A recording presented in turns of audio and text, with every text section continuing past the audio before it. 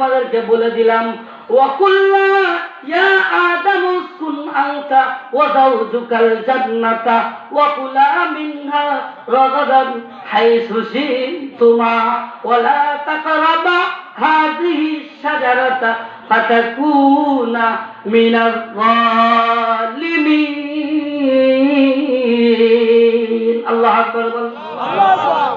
আদম আলাইহিস সালাতু ওয়াস সালাম বলে, ও আমার সন্তানেরা, আমার ভয় হয় আল্লাহ যদি আমার জিজ্ঞাসা করে, আদম তোমাকে এবং হাওয়াকে জান্নাতে রাখলাম, সাথে এই কথা বলে দিলাম জান্নাতে থাকো, যেখান থেকে মন চাই যা মন চাই খাও, লা তাকরাবা হাযিহি শাজারা, এই গাছের কাছে যেন যেও না। কিন্তু আমরা তো সেই গাছের কাছে গিয়েছিলাম। আল্লাহ যদি আজকে আমার জিজ্ঞাসা করে বসে, তাহলে আমি কি উত্তর দিব? আমার ভয় হয়। যাও রে সন্তানেরা যাও, আজকে আমার কথা বলার সাহস নাই। হযরত নূহ আলাইহিস সালাতু ওয়াস সালামের কাছে চলে যাও। কার কাছে জোরে বলেন?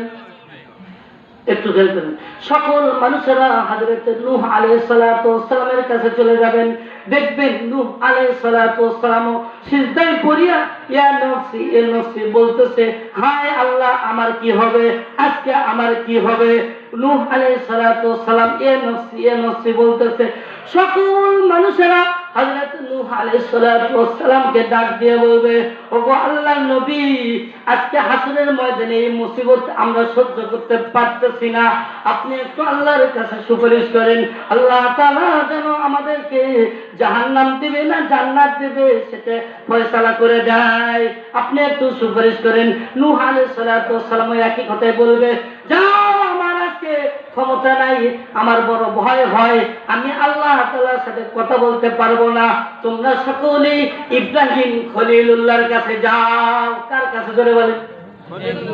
ইব্রাহিম আলাইহিস সালাতু ওয়াস সালামের কাছে সকল মানুষেরা দৌড় দিবে, সকল মানুষেরা হযরত ইব্রাহিম খলিলুল্লাহর কাছে যাবে। সেখানে গিয়ে দেখবে ইব্রাহিম আলাইহিস সালাতু ওয়াস সালাম সিজদায় পড়িয়া ইয়া নফসি বলতেছে। কি বলতেছে জোরে বলেন? একটু চিন্তা করে দেখেন কত ভয়ঙ্কর দিনটা হবে। ইব্রাহিম আলাইহিস সালাতু ওয়াস সালাম ইয়া নফসি বলতেছে।